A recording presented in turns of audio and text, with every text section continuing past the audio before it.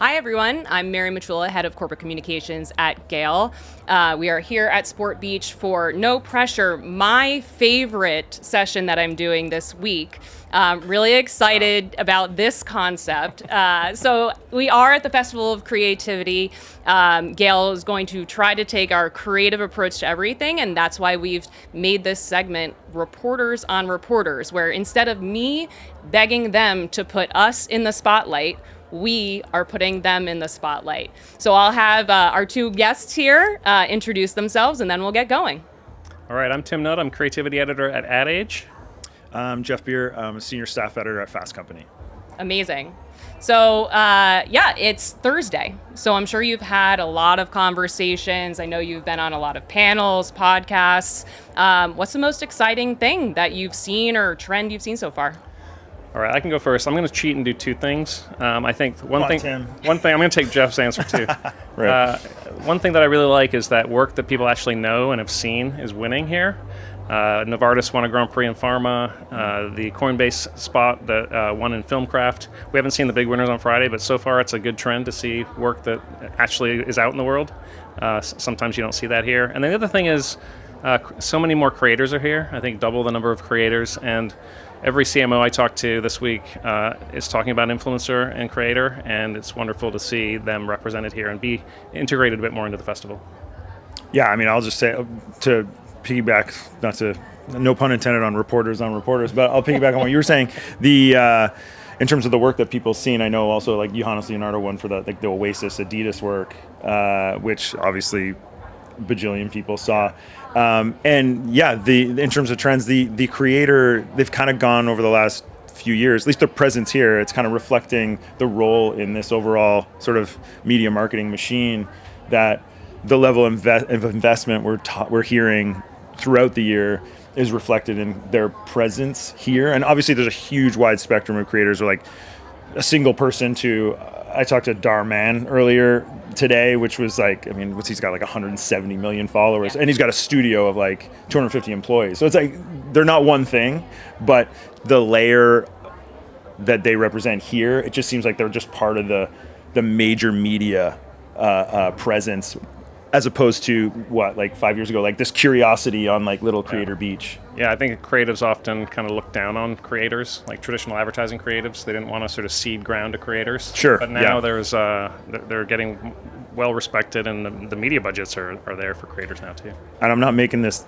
is not my line, but someone put it this way, where it was like, for a long time, to your point about that sort of tension between creatives and creators, for so long they were looked at as basically a distribution channel, and now it's really like creation and collaboration. Yeah, they're in the ideation. They're in the early meetings. Yeah, for sure.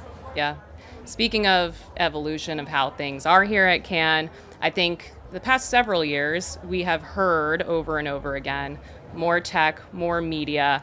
Is the festival really about creativity? I'd love to hear your thoughts on that premise. You want to go first on this one? Yeah, sure. I'll sort of apply, okay, I may be bastardizing this, but apply like the quantum computing thing of this, where a bunch of things can be true at the same time. I do think there's a lot of celebration of creativity. I do think the awards mean something, particularly to the creatives and the agencies and brands that are winning and seeing their work celebrated. But the growth of the tech and media presence here, and starting 15 years ago when clients first started coming here, it's just been a massive growth. It's not like a 1 year turnaround. This has been happening for years, but like this year particularly feels like the focus, and the people I talked to about, oh, what are you up to this week? The focus is deals. The focus is, whether that's, agencies and brands talking to different agencies, but a lot, speaking of creators, and here at Sport Beach, one CMO was like, man, this is the greatest concentration of creators, entertainers, celebrities, and athletes in this town right now to just make deals that way. So that feels like the priority, and let alone, not even getting into like media planning and media deals, but that kind of stuff seems to be the priority over, or focus rather, over the creativity awards. Yeah, I mean, if you talk to any advertising creative director who was in the business in the 80s and 90s, you'll hear about how this place was nirvana. It was 100% creatively focused. There were no clients here ever. Yeah. And they loved that, because then you can actually talk about the craft, you can talk about the work, and you don't have to talk about necessarily, the types of marketing jargon that the CMOs want to talk about. I think what's interesting now is a lot of CMOs fell in love with this place 5 years ago, 10 years ago. That keeps expanding, and now we're moving from the CMOs trying to get the CEOs here. Yeah. And there's a bunch of CEOs here. Cannes itself has been trying to get CEOs here as well. Yeah. They did the CMO summit last year. There were CFOs kind of on a number of panels last year, I believe, too. Yeah. Yeah, and I think the creatives feel like they're sort of getting squeezed out a bit. So many people I talked to this week said they've never been to the Palais this week. They haven't gone in the basement to look at the work. They don't know who won so far. Yeah. So it's understandable. It's becoming a real business conference. It's called the International Festival of Creativity. Maybe it should be the International Festival of Business. I don't think they're going to change it, because they like to think it's creativity still. But I think the proof is in the pudding, and it's definitely steering that way. Do you think that, like, going back to two things can be true at the same time? Like it's kind of like, I don't know if this is right, but like a Disneyland was like about rides, and then it's about hotels and about that's a great metaphor. The roller coasters are still there, like this is still a place, but this is also an industry that has, and maybe this is just a cliche stat, but like basically they award themselves the most out of any other industry. So the creativity it's not like it's disappearing. It's not like it's not an emphasis or a focus. It's just that with all these other stakeholders here, the apertures widen so much that maybe they feel that. The only problem with that, though, is that even the awards themselves have become politicized. Fair. Yeah. It's advertising awards is its own business now. Yeah. So if there's a strategy to that, and it's very competitive, and it's not necessarily about awarding the best work. That's been true at Cannes for a while, and it blew up last year with the scandal here, with the cheating scandal. Yeah. Which was the pressures are intense on these agencies to do well here, and certain regions in particular just felt like for a long time they could just break the rules and win here. No matter what, and so even the awards here aren't necessarily always pure. Yeah. The whole thing, if you look at it from one angle, you can feel quite cynical about Cannes.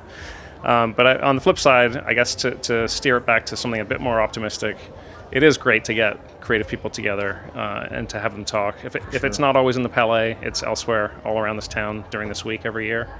And there is true value in that for creatives, creative ideas, and creative people.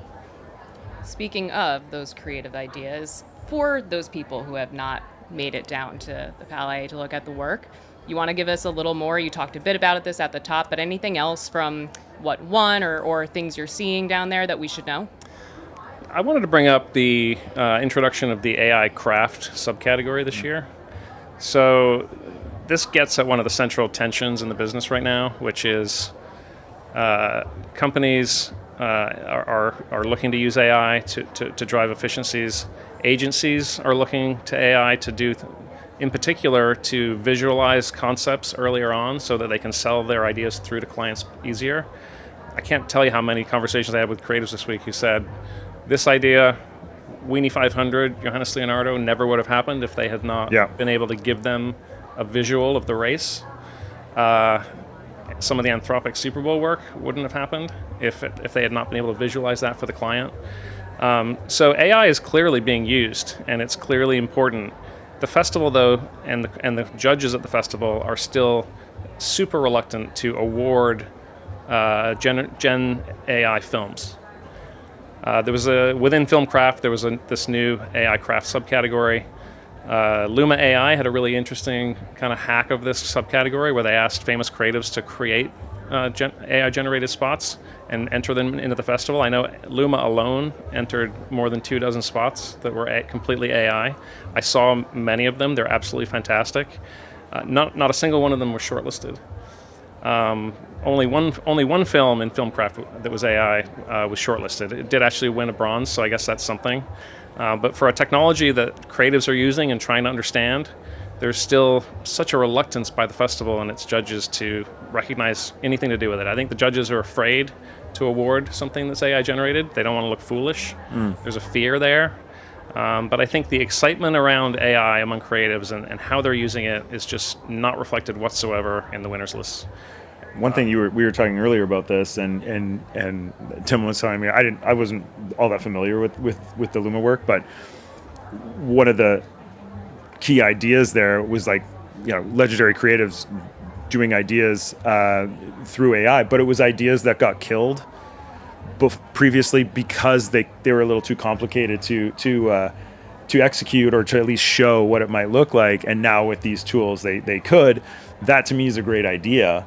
And like everyone knows this. We're surrounded mostly by shitty advertising. Here's all the good stuff. I feel like AI or not. There's obviously waves of horrid trash, AI generated trash, but there's lots of trash generally. So it's like great idea. That threat, it kind of doesn't make much sense. Do you think that's gonna?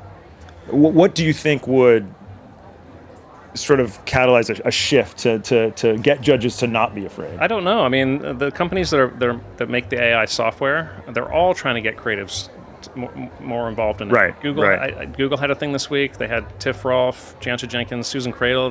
They had those legendary creatives make AI spots.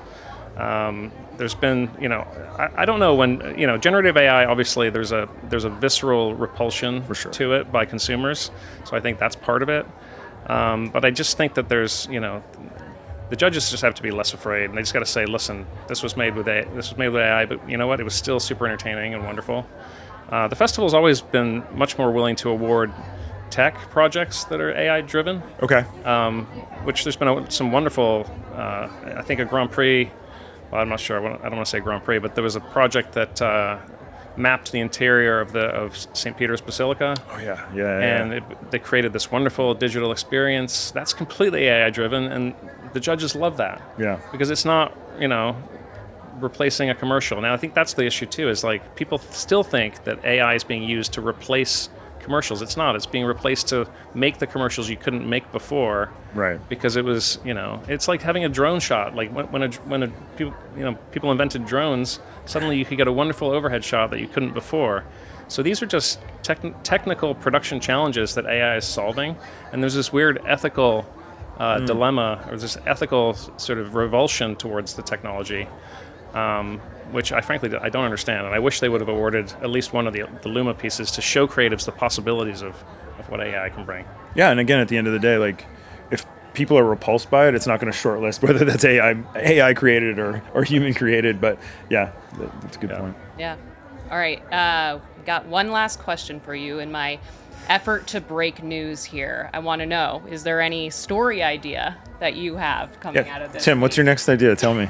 My colleagues have been running around town chasing down some stuff. I'm personally going to stick to some wrap-up stories that really dig into the creative trends that are emerging from the winners lists. I think that's always really fun to do. I take all the spreadsheets and throw them into one and create a big master list to try to see which brands and which regions are doing well. So yeah, I'll spend the next week or so doing that. But I don't have any hard news for you, unfortunately. All right. Yeah, I'm not breaking any news right now, but I'm very curious, and I've talked to a few people about this. I wasn't even sure this is an idea, but I've heard references for many years, like talking about creators and influencers. Those words were kind of interchangeable, and just what the real difference between those two things are, both creatively and what the work looks like, but also how marketers are thinking about them. I'm anecdotally just hearing like that influencer model of just like hold up the product and use it in your like, hey guys, smash that bell, like drink this or wear this. The value of that has plummeted, whereas teaming with a creator who creates content that has built an audience that's not based on talking about products, or that's based on whether that's scripted content or whether that's whatever, like actual creators, the value of that has gone increasingly up. So I'm hoping to look into a little bit more about that idea and that separation and what that gap looks like. Amazing. Well, thank you both for your time. I really appreciate it. The stuff you spoke about was great insights. And thank you for your time. Enjoy the rest of the day. Thanks for having me. Thanks, Mary.